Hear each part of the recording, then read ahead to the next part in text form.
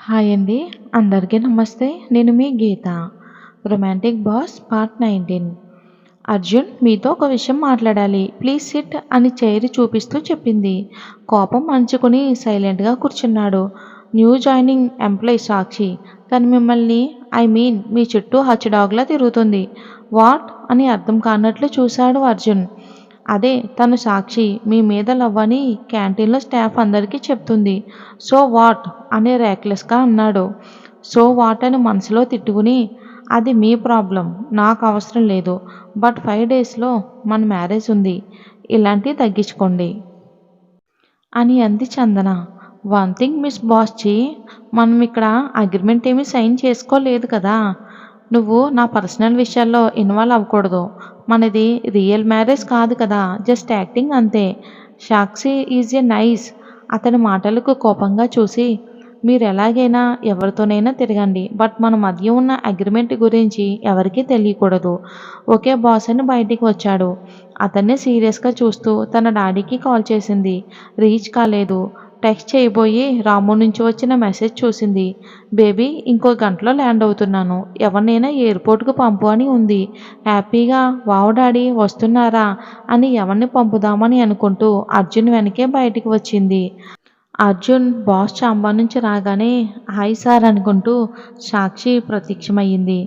ఆమెను చూడడంతోనే ఫేస్ను డైనోసార్లా మార్చేసింది. సార్ నాతో లంచ్కి వస్తారా అని ఎగ్జైట్ అవుతూ అడిగింది. నో అని ముఖం మీద చెప్పేసి తన రూమ్కి వెళ్ళబోతుంటే చాంబర్ నుంచి బయటకు వచ్చిన బీచ్ లేడీ కళ్ళల్లో ఏదో పొగరు లైట్గా కనిపించింది అర్జున్కు.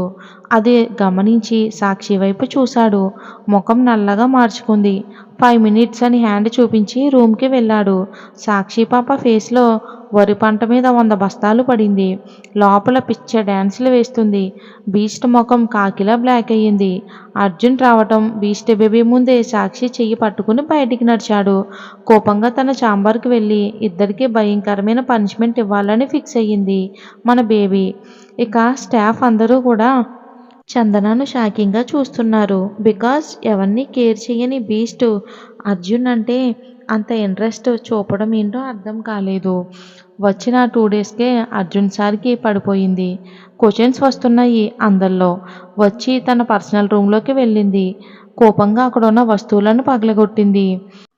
నేను వద్దని చెప్పినా కూడా అలా ఎలా వెళ్ళాడు?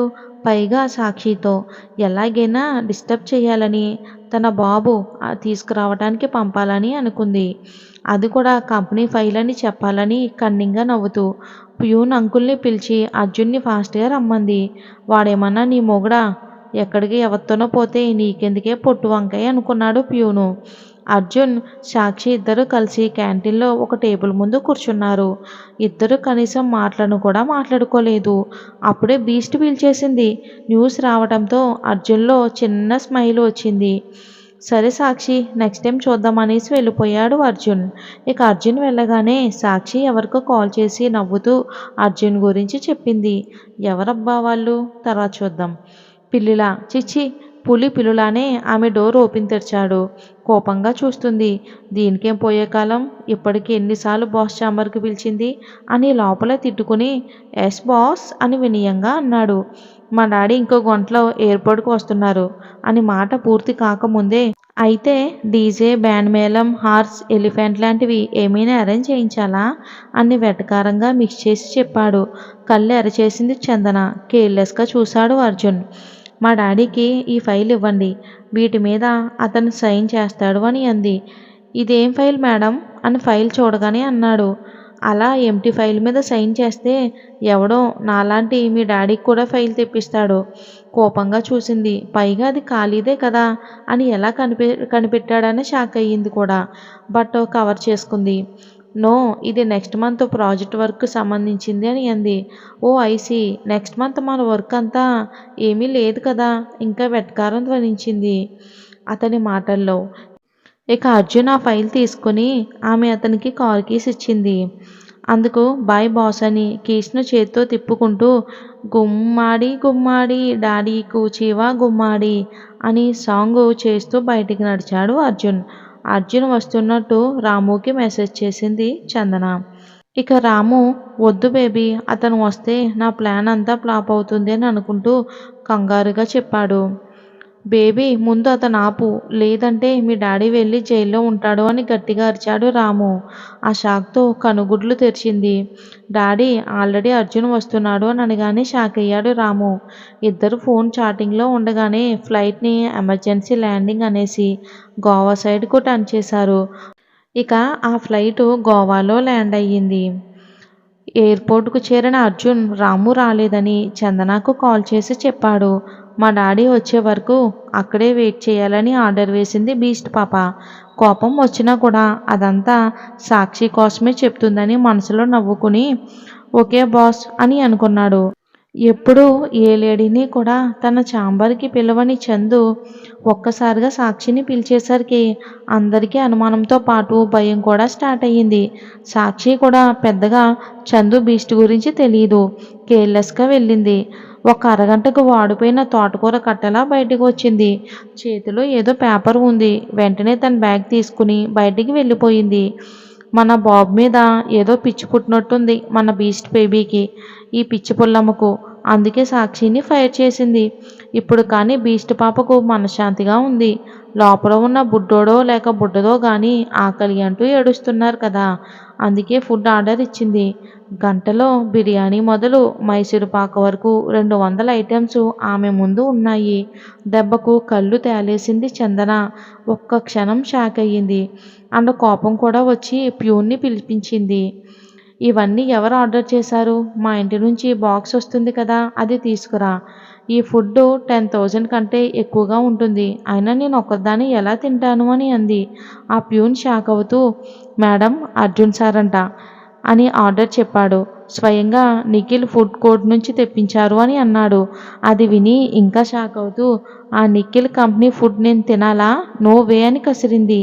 అప్పుడే ఆమె ఫోన్కు నోటిఫికేషన్ ఫ్రమ్ అర్జున్ దత్త. అసహనంగా అది ఓపెన్ చేసి చూసింది.